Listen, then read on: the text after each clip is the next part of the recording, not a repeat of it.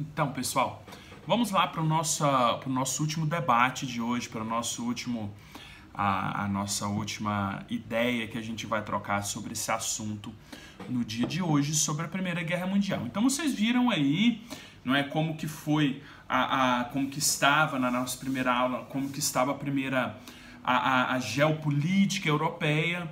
Depois nós vimos alguns antecedentes aí, políticos, econômicos, e nós vimos que essencialmente essas disputas são disputas capitalistas, não é?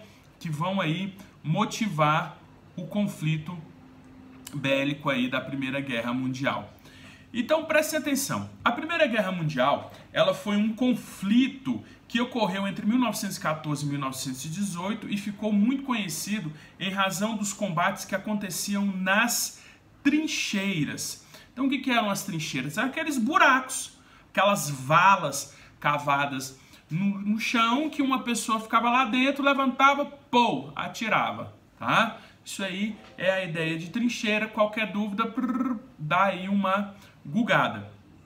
Então prestem atenção, a Primeira Guerra Mundial, ela foi um marco, quer dizer, um ponto importante na história da humanidade. Foi a Primeira Guerra Mundial, ou melhor, foi a primeira guerra do século XX, o primeiro conflito em estado total de guerra, ou seja, aquele que uma nação mobiliza todos os seus recursos para viabilizar o combate. Estendeu-se, quer dizer, de 1914 a 1918 e foi resultado das transformações que aconteciam na Europa, as quais fizeram diferentes nações entrar em choque. Nós vamos ter aí como resultado da Primeira Guerra Mundial um trauma gigantesco, uma geração de jovens que cresceu traumatizado com os horrores da guerra. A frente de batalha, ela aconteceu sobretudo a ocidental, ou seja, na parte ocidental da Europa, e ficou marcada pela carnificina vivida nas trincheiras, tendo um saldo total aí de 10 milhões, olha só, 10 milhões de gente que morreram nos conflitos, tá? Os desacertos da Primeira Guerra Mundial contribuíram para que em 1939 uma nova guerra acontecesse, ou seja, aquelas questões que não foram muito bem resolvidas na Primeira Guerra Mundial, especialmente as questões relacionadas a território, como a gente já está vendo que isso tudo tem a ver com território. Territórios são áreas de influência, são áreas de expansão industrial, são áreas de domínio. Esses conflitos que já estavam desacertados na Europa, levou a Europa a esse conflito armado, que não ficou muito bem resolvido e que lá em 1939 a Europa volta a se degladiar, volta a brigar, volta a lutar na Segunda Guerra Mundial. Então quais seriam aí, galera, na cachola de vocês aí, tal, na solidão do seu quarto, na sua casa, quais seriam aí os conflitos que envolveram a Primeira Guerra Mundial? Por que essa galera, então, efetivamente, ela vai trocar porrada, tiro, facada e bomba? São extremamente complexos e vão envolver uma série de acontecimentos não resolvidos que se arrastavam aí desde o século XIX.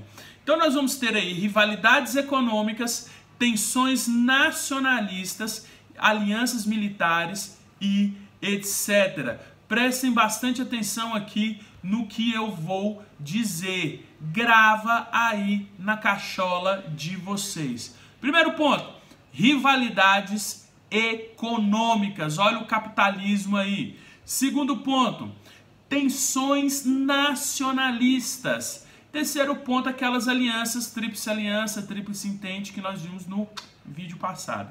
De maneira geral, os principais fatores que contribuíram para o início da Primeira Guerra Mundial foram, presta atenção, disputas imperialistas, presta atenção, disputas imperialistas, ponto 1.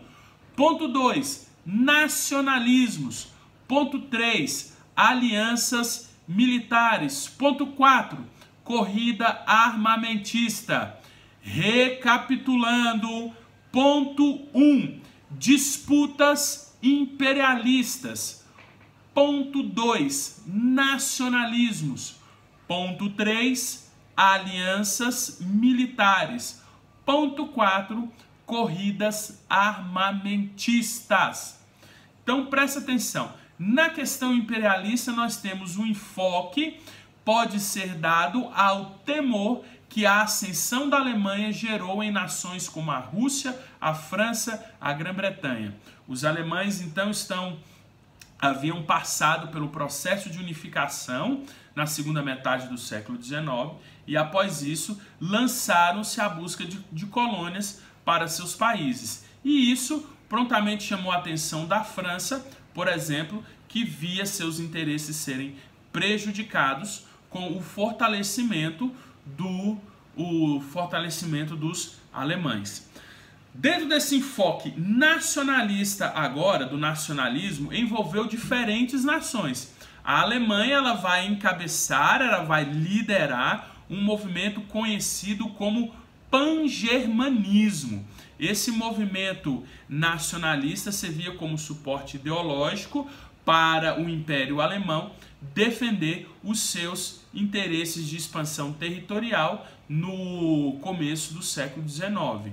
O pangermanismo, então quando a gente pensa em pangermanismo, é essa ideia germânica alemã que se esparrama por toda a Europa, né? A gente tem a ideia de pan-americano. Pan-americano, pan significa todo, né? Pan-americano, toda a América, né? Então nós temos os Jogos Pan-Americanos, que são jogos que envolvem todos os países das Américas. Esses dias mesmo o Papa Francisco escreveu uma carta para os países panamazônicos, ou seja, todos os países que têm a floresta amazônica. Então essa ideia de pan-germanismo é essa ideia do espírito germânico, da ideologia, da expansão da Alemanha. E é justamente essa ideia de supremacia germânica que está nascendo a partir da unificação da Alemanha no século XVIII, que a Alemanha vai tentar esparramar pelo mundo aí no começo do século XX, que não vai dar certo, mas que essas questões ficaram mal resolvidas e que vão tentar se recuperar aí, os alemães vão tentar aprofundar esses detalhes aí lá na Segunda Guerra Mundial. Então, o pangermanismo ainda se expressava, pessoal, em questões econômicas, porque os alemães pretendiam colocar-se como uma força econômica e uma força militar hegemônica em toda a Europa. Na questão nacionalista, ainda falando sobre essa questão nacionalista, havia também o revanchismo francês, essa questão que envolvia ressentimentos que existiam na França a respeito do desfecho da Guerra Franco-Prussiana, ou seja, da guerra entre a França e a Prússia. Foi um conflito travado entre esses dois países em 1870 e 1871, com a derrota francesa, considerada aí humilhante, principalmente por dois fatores. O primeiro fator é a rendição ter sido assinada na Galeria dos Espelhos, lá no Palácio de Versalhes, não é, que é um símbolo do poder francês, e pela perda da Alsácia-Lorena. E após o fim desse conflito, a Prússia autoproclamou-se, né, como o Império Alemão. A questão nacionalista, então prestem atenção, mais complexa, ela envolvia a região dos Balcãs, que é uma região do sudeste do continente europeu, no começo do século XX, tá? Os Balcãs eram quase que inteiramente dominados pelo Império Austro-Húngaro, que estava em ruínas, não é, por causa das multiplicidades de nacionalidades e os movimentos separatistas que existiam por lá, quase em todo o território. né, a grande tensão nos Balcãs envolvia a Sérvia e a Áustria-Hungria, na questão referente ao controle da Bósnia, né? Os sérvios lutavam pela formação da Grande Sérvia e, por isso, desejavam anexar a Bósnia ao seu território.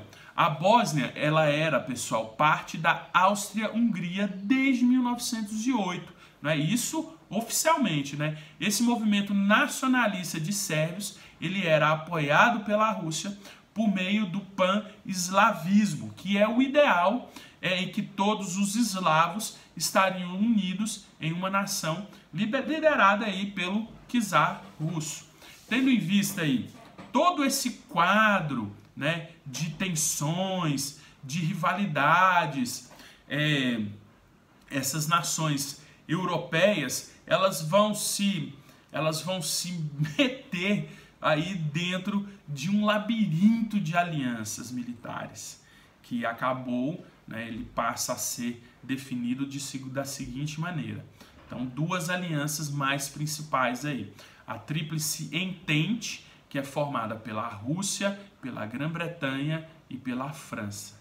De outro lado, a Tríplice Aliança, que ela é formada pela Alemanha, a Áustria-Hungria, o Império Otomano e a Itália.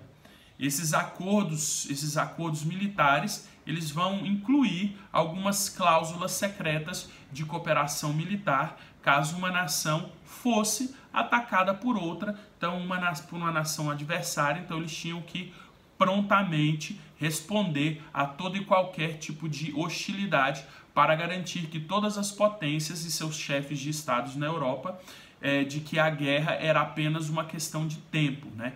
Por essa razão, as nações europeias elas vão iniciar uma corrida armamentista com o objetivo de fortalecer para o conflito que já estava aí iminente, que já estava para pipocar, para explodir. O que faltava para que a guerra tivesse início era um estopim, era aquela gotinha d'água que faltava, era tipo dois moleques na porta da escola para brigar, um monte de gente gritando vai, vai, vai, vai, vai, até que um dá o primeiro empurrão. Esse estopim, ele acontece, grava bem essa data, grava bem esta data, o dia 28 de junho de 1914, durante a visita do arquiduque Francisco Ferdinando, que era herdeiro do trono austríaco, e vocês viram o tanto de coisa que a gente falou sobre a Áustria-Hungria, o Império Austro-Húngaro. Então Francisco Ferdinando, arquiduque, né, Francisco Ferdinando, que era herdeiro desse trono austríaco, foi a Sarajevo, que é a capital da Bósnia. A visita do arquiduque foi entendida aí como uma provocação que colocou em movimento grupos nacionalistas que existiam na Sérvia e na Bósnia. Adivinha qual foi o resultado da visita do arquiduque Ferdinando? Consegue adivinhar? O Gravilo Príncipe, que era membro do movimento nacionalista bósnio, movimento armado de um revólver, meteu-se na frente do carro que levava o Francisco Ferdinando e a esposa dele, que chamava Sofia, e ele sentou o aço, mandou jujuba para cima do arquiduque. E a consequência direta deste ato foi, e acabou, claro, sentou o aço, se eu disse sentou o aço, o arquiduque Ferdinando acabou morto nessa situação, foi assassinado, né? Ele e a mulher dele, Sofia. Qual foi a consequência disso daí? A consequência direta do ato foi uma crise política gravíssima, que ficou conhecida como a crise de julho, tá? Como não houve saída diplomática para a crise de julho, a consequência final foram as declarações de guerra, que acabaram acontecendo em cadeia, e em 29 de julho a Áustria declarou guerra à Sérvia. No dia 30, os russos em defesa da Sérvia, os alemães e austríacos, eles acabam mobilizando seus exércitos. Em 1º de agosto, a Alemanha declarou guerra à Rússia. E no dia 3, a França. No dia 4, o Reino Unido declarou guerra à Alemanha. E assim foi o começo da Primeira Guerra Mundial. Quem eram os países que estavam envolvidos em todos esses conflitos? Como eu já mencionei aí, 2 grupos que lutavam entre si na Primeira Guerra Mundial ficaram conhecidos aí como a Tríplice Aliança, não é? Que eram as principais forças eram a Alemanha, a Áustria e a Hungria, o Império Otomano e a Itália, e a Tríplice Entente, que as principais forças eram representadas aí pela Rússia, pela Grã-Bretanha e pela França. No caso da Itália, o país fazia parte da Tríplice Aliança, mas ela se recusou a participar da guerra quando ela se iniciou. Em 1915, a Itália aderiu à Tríplice Entente, tá? Naturalmente, aí, a Primeira Guerra Mundial não se resumiu ao envolvimento desses países, pois diversas outras nações envolveram-se no conflito. No lado da Entente, nós vamos ter países como a Grécia, os Estados Unidos, o Canadá, Japão e até mesmo o Brasil teve uma participada e entrou no confronto. Do lado da Tríplice Aliança, houve a participação da Bulgária e de povos e de outros povos e estados que eram clientes do Sultanato de Darfur, que é um assunto que a gente não vai entrar aqui. A Primeira Guerra Mundial, os primeiros combates, eles vão ocorrer na sua maioria no continente europeu. A gente vai destacar aqui a frente ocidental, em que os alemães vão lutar contra os franceses e os britânicos, e a frente oriental, em que também os alemães vão lutar contra os sérvios e os russos. Houve também batalhas no Oriente Médio, isso é, nas regiões que estavam sob o domínio do Império Otomano, né?